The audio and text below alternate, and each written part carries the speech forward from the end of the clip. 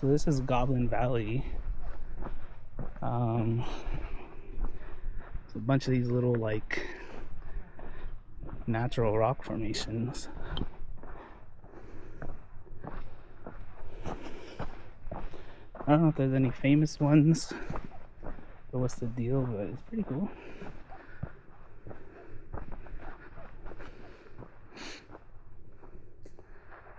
It's like we're home. We could just walk around. It's still cold, but the sun's pretty strong. So I have a sun hoodie, some sunglasses, and I put some sunscreen on.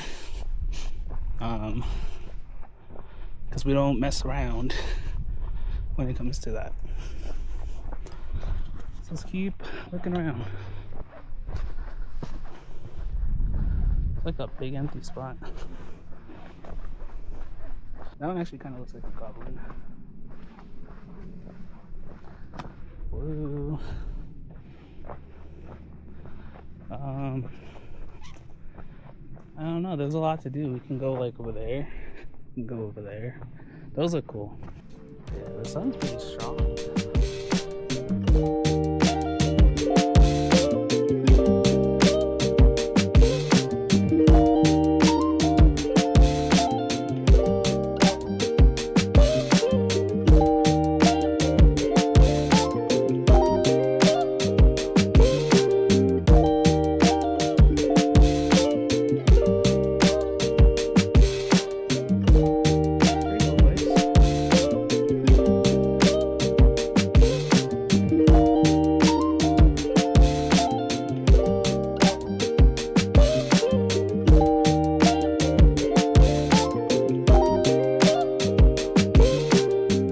Honestly, like, I think we've seen everything that we need to see. It's pretty cool, don't get me wrong. Just want to be able to get to Bryce with enough time to do the full hike,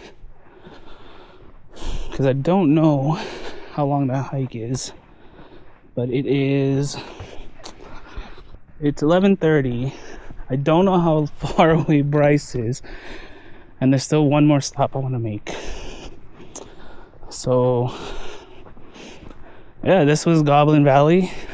Pretty cool place. That one's cool. All right, right there. So change of plans. We're heading to Bryce. I don't want like a repeat of what happened yesterday at Arches, where I got there and it was like really dark. And I mean, I finished the hike and it was fun, but I didn't get to see the surrounding arches, or I didn't get to do anything there aside from like maybe try to catch a picture of it using night mode, and then that was it. So I'd rather sacrifice and not go to Moonscape Outlook, because we went to Goblin Valley. Goblin Valley was pretty cool. So we're driving straight to Bryce. I topped off my gas. I had an energy drink and a sandwich, and we got like 2 hours and 45 minutes of driving, 140 miles. We should get there around 3 o'clock, which is like plenty of sunlight, plenty of daytime. Hopefully the visitor center is open. Could pick up something nice. It's a very, very different part of Utah. There's a guy on the road.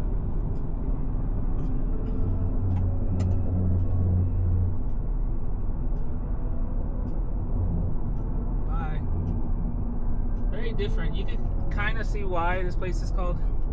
There might be a place called Moonscape. The gray rocks very much look like the moon. plus the formations. I mean, if there's any like craters, then yeah, it would be moons. It would look exactly like the moon.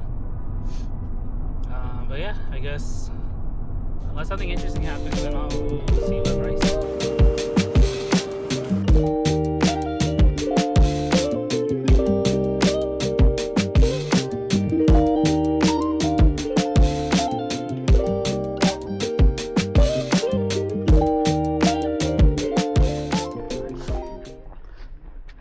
Because people are looking. So I was able to download the map on AllTrails, so we shouldn't have a problem. Over here we made it to Bryce. I'm about to see it for the first time. I've been waiting like 3 hours for this. Yeah, we're gonna do the Queens Garden and Navajo Trail loop. Should be okay. Have same stuff, water, fleece, a snack. But yeah, it's gonna be fun.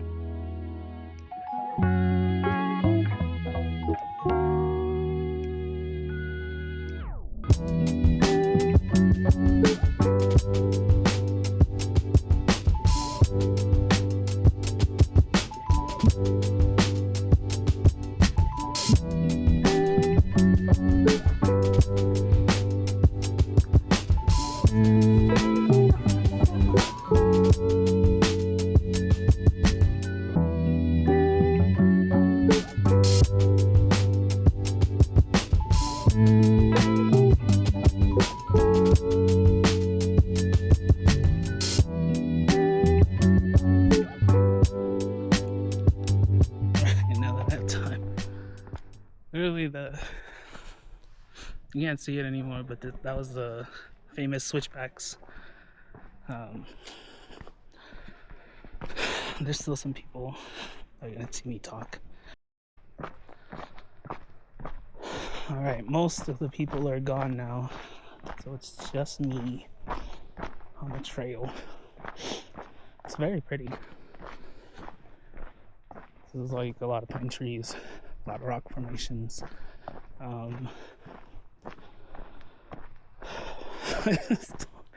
I saw a lot of people struggling with the switchbacks, and then they still have a bunch of incline. I'm hoping my little bit of research does me well. They told me to start with the switchbacks because it just like sucks. Because after this, it's just like a trail all the way to the bottom and then gradually back up, versus this and then crazy switchbacks and crazy elevation at the end. So hopefully we made the right choice. It's very nice. It's also kind of cold in the shade. I don't want to put my fleece on yet. It's very nice up here. I can see why they call it the Queen's Garden. So it's been kind of rainy in Utah the last couple days. Some of the floor, and when you walk by some of the rocks, are still wet. But I think it was more towards like Moab and Arches and that kind of area. I'm still wondering like how this place would have looked like with rain, with some flash floods, a little snow. It's not cold enough for snow, but I know it does snow here. Like, these hikes aren't even hard. That's a thing. Well, okay, tell that to the people that have passed. Like, these hikes aren't like necessarily hard, because I've done a lot of hiking. It's like the altitude. That's what gets me. I think like I'm a city boy. I'm from Los Angeles. We're at sea level, and I think Bryce is like what, 5,000 feet. So, you know, a meager stroll, a meander through the garden, it's not gonna get my like heart racing or me starting to gasp for air. But I think it's just the elevation. My city lungs are not used to it, so I have to blind you with the sun. But yeah, I think we're getting to the good part. Getting to the good part, you can kind of see the, what are they called? The hoodoos? Hoodoos? Hoodows? Hodor? We're calling them Hodors for now. I think they're called hoodoos. They're like the rock formations. They're like reverse stalactites. The formation's pretty cool.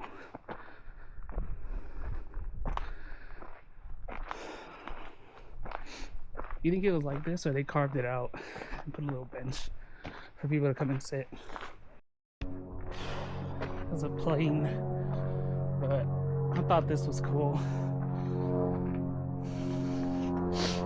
You know, it's giving Antelope Canyon. It's giving Slot Canyon.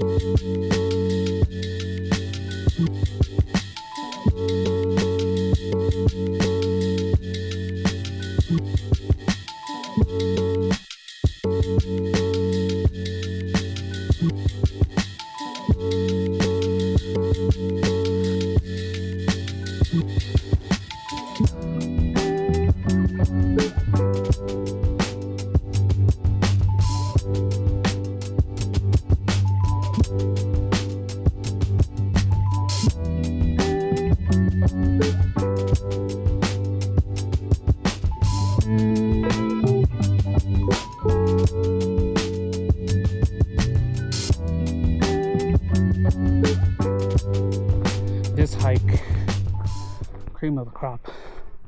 Look at all that. It's crazy. Not getting to vlog as much. There's a lot of people on the trail. There's a couple over there. So the rest of Bryce Canyon was great. I stopped in the city of Bryce, got dinner. From there, I had to start driving back all the way to Salt Lake City because I was going to meet my cousin who was flying in tomorrow morning. We had 300 miles to drive back into Salt Lake City, but thankfully I got to drive through Scenic Highway 12, and I tried to sleep at a rest stop near Ogden. It was way too cold, but it was fine.